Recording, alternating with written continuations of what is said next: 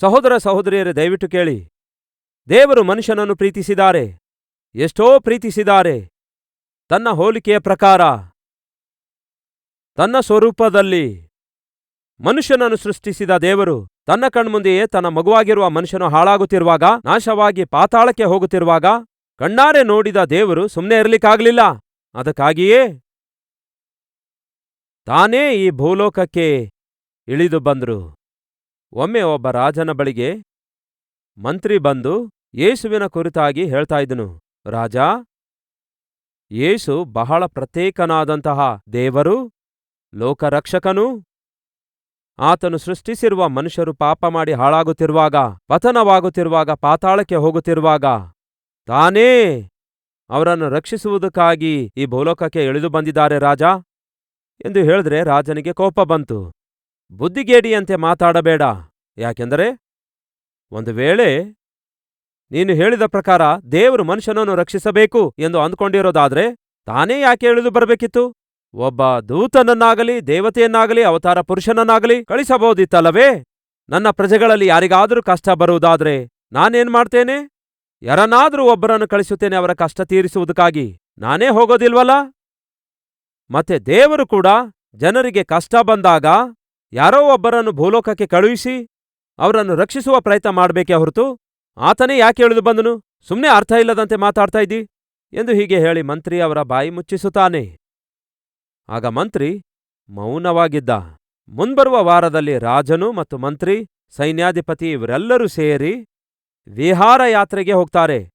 ಒಂದು ದೊಡ್ಡ ನದಿಯೊಳಗೆ ವಿಹಾರ ಯಾತ್ರೆಗೆ ಹೋಗ್ತಾರೆ, ಹಡಗಿನಲ್ಲಿ. ಹಾಗೆ ಹಡಗಿನಲ್ಲಿ ರಾಜ, ಮಂತ್ರಿ, ಸೈನ್ಯಾಧಿಪತಿ ಇವರೆಲ್ಲರೂ ಸೇರಿ ಆ ರಾಜನೊಂದಿಗೆ ಹೋಗುತ್ತಾ ಇರುವಾಗ ರಾಜನ ದೃಷ್ಟಿ ದಡದ ಮೇಲೆ ಬಿತ್ತು. ಆ ದಡದ ಹತ್ತಿರದಲ್ಲಿ ರಾಜಕುಮಾರನು ಅಂದರೆ ರಾಜನ ಮಗನು ಆ ಪ್ಯಾಲೇಸ್ ಹೊರಗಡೆ ಇರುವಂತಹ ಈ ನದಿಯ ದಡದ ಬಳಿಯಲ್ಲಿ ಆಟ ಆಡುತ್ತಾ ಜಾರಿ ಅಕಸ್ಮಾತ್ತಾಗಿ ನದಿಯೊಳಗೆ ಬಿದ್ದ, ನೀರೊಳಗೆ ಬಿದ್ದ. ಯಾವಾಗ ಅಕಸ್ಮಾತ್ತಾಗಿ ಆ ಮಗನು ನೀರಿನೊಳಗೆ ಬಿದ್ದನೋ, ರಾಜನು ತಾನೇ ಸ್ವತಃ ಅಕಸ್ಮಾತ್ತಾಗಿ ನೀರಲ್ಲಿ ಧುಮುಕಿದ. ಒಂದು ಕ್ಷಣವೂ ಕೂಡ ಆಲೋಚಿಸದೆ ತಕ್ಷಣವೇ ನೀರೊಳಗೆ ಧುಮುಕಿ ಈಜಾಡುತ್ತಾ ಹೋಗಿ ಮುಳುಗುತ್ತಿರುವ ತನ್ನ ಮಗನನ್ನು ಗಟ್ಟಿಯಾಗಿ ಅಪ್ಪಿಕೊಂಡು ರಕ್ಷಿಸಿಕೊಂಡು ಹೊರಗೆ ತಂದ. ಮಗನು ಬದುಕಿದ ಕೂಡಲೇ ಸಾಕಪ್ಪ, ನನ್ನ ಮಗನನ್ನು ನಾನು ಕಾಪಾಡಿಕೊಂಡೆನು ಎಂದು ಹೀಗೆ ಸಂತೃಪ್ತಿ ವ್ಯಕ್ತಪಡಿಸುತ್ತಾನೆ.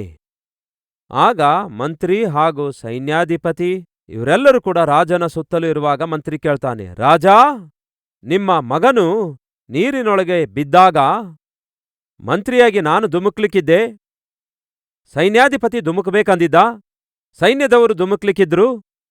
ಆದರೆ ನಮ್ಮೆಲ್ಲರಿಗೆ ನಿಲ್ಲಿರಿ ಅಂತ ಹೇಳಿ ನೀವ್ಯಾಕೆ ನೀರಲ್ಲಿ ಧುಮುಕಿದ್ರಿ ರಾಜ? ನಮಗೊಂದು ಅಪ್ಪಣೆ ಕೊಟ್ರೆ ನಾವೇ ಧುಮುಕುತ್ತಾ ಇದ್ದೇವಲ್ಲವೇ? ನಿಮ್ಮ ಮಗನಿಗೆ ನಾವು ರಕ್ಷಿಸುತ್ತಿದ್ದೇವಲ್ಲವೇ?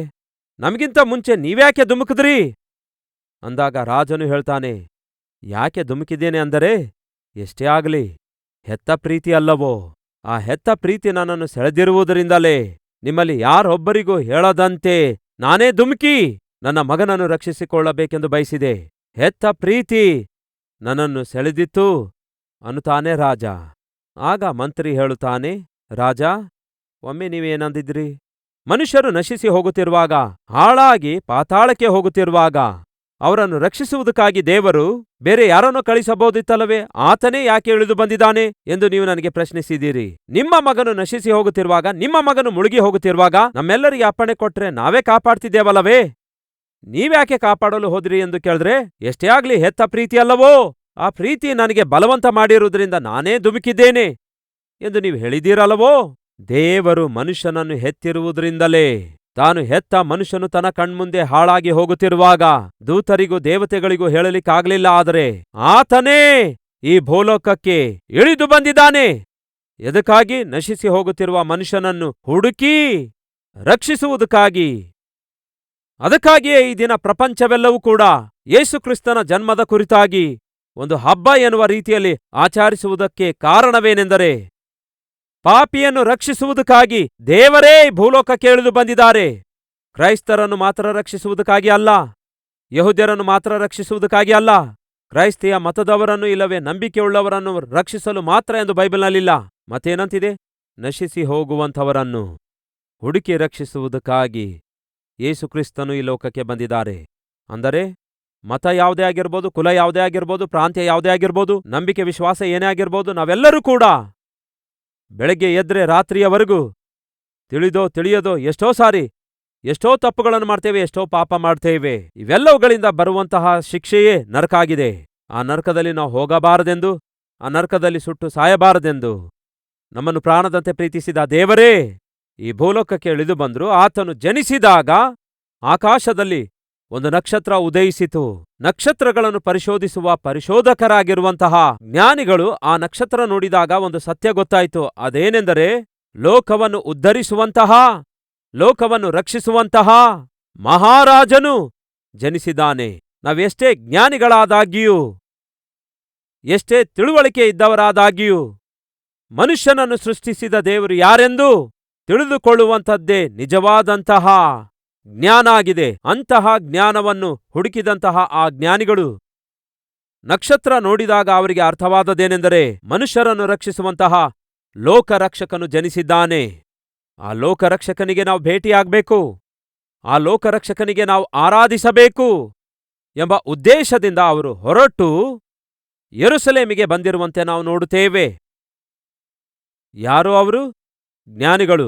ಅವರ ನಂಬಿಕೆ ಬೇರೆ, ಅವರ ದೇಶದಲ್ಲಿರುವ ಮತವೂ ಬೇರೆ, ನಂಬಿಕೆ ಬೇರೆ.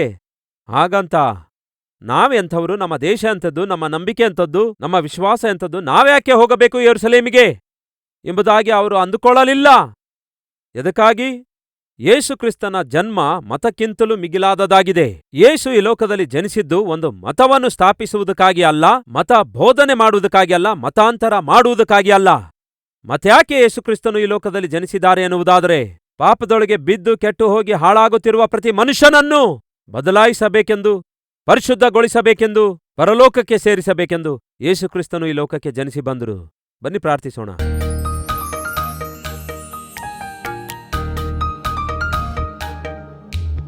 ಮಹಾಪರಿಶುದ್ಧನಾದ ಪ್ರೀತಿಯುಳ್ಳ ತಂದೆಯೇ, ಈ ಲೋಕಕ್ಕೆ ಒಂದು ಮತ ಸ್ಥಾಪಿಸುವುದಕ್ಕಾಗಿ ನೀವು ಬರಲಿಲ್ಲ, ಆದರೆ ಪರಲೋಕಕ್ಕೆ ಮಾರ್ಗ ತೋರಿಸುವುದಕ್ಕಾಗಿ ಬಂದಿದ್ದೀರಿ. ಎಂತಹ ಘೋರ ಪಾಪಿಯಾಗಿದ್ದರೂ ಪರಿಶುದ್ಧನಾಗಿ ಜೀವಿಸಬಹುದು, ಪರಿವರ್ತನೆ ಸಾಧಿಸಬಹುದು, ಪ್ರವರ್ತನೆಯಲ್ಲಿ ಮಾರ್ಪಡುವಿಕೆ ತಂದುಕೊಳ್ಳಬಹುದು. ಅದು ನಿಮ್ಮ ಮೂಲಕವೇ ಸಾಧ್ಯವೆಂಬ ವಾಸ್ತವವನ್ನು ನಿಮ್ಮ ವಾಕ್ಯದ ಮೂಲಕ ನೇರವಾಗಿ ಸ್ಪಷ್ಟವಾಗಿ ನಮಗೆ ತಿಳಿಯಪಡಿಸಿದಕ್ಕಾಗಿ ವಂದನೆಗಳು. ಈ ವಾಕ್ಯ ಕೇಳುವವರ ಜೀವಿತ ಬದಲಾಯಿಸಿರಿ. ಶಾಂತಿ ಇಲ್ಲದಂತಹ, ಸಮಾಧಾನ ಇಲ್ಲದಂತಹ, ಸಂತೋಷ ಇಲ್ಲದಂತಹ, ಸಂತೃಪ್ತಿ ಇಲ್ಲದಂತಹ, ಸತ್ಪ್ರವರ್ತನೆ ಇಲ್ಲದಂತಹ ನಮ್ಮ ಜೀವಿತಗಳನ್ನು ಈಗ ನಿಮ್ಮ ಮುಂದೆ ತರುತ್ತಿದ್ದೇವೆ. ಅಂಗೀಕರಿಸಿರಿ ದೇವ್ರೆ, ಬದಲಾಯಿಸಿರಿ ದೇವ್ರೆ. ಉಪಯುಕ್ತ ಪಾತ್ರೆಯನ್ನಾಗಿ, ಅನೇಕರಿಗೆ ಆದರ್ಶಕರವಾಗಿ, ಅನೇಕರಿಗೆ ಆಶೀರ್ವಾದಕರವಾಗಿ ನಮ್ಮ ಜೀವಿತವನ್ನು ನೀವು ಮಾರ್ಪಡಿಸಿ ಆಶೀರ್ವದಿಸಿರಿ ಎಂದು ಯೇಸುವಿನ ನಾಮದಲ್ಲಿ ಬೇಡಿ ಹೊಂದಿದ್ದೇವೆ ತಂದೆಯೇ, ಆಮೇನ್.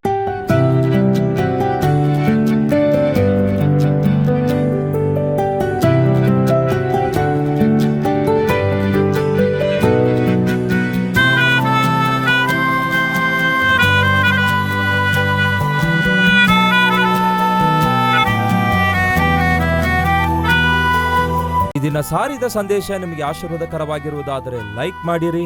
ಇಂಥ ಅದ್ಭುತವಾದ ಸಂದೇಶಗಳನ್ನು ಪ್ರತಿದಿನ ನೋಡಲು ಆಶಿಸುತ್ತಾ ಇದ್ದೀರಾ? ಹಾಗಾದರೆ ಸಬ್ಸ್ಕ್ರೈಬ್ ಮಾಡಿ, ಹಾಗೆಯೇ ಬೆಲ್ ಐಕಾನ್ ಕ್ಲಿಕ್ ಮಾಡಿ ಅನೇಕರಿಗೆ ಈ ಸಂದೇಶವನ್ನು ಶೇರ್ ಮಾಡುವ ಪ್ರಯತ್ನ ಮಾಡಿ.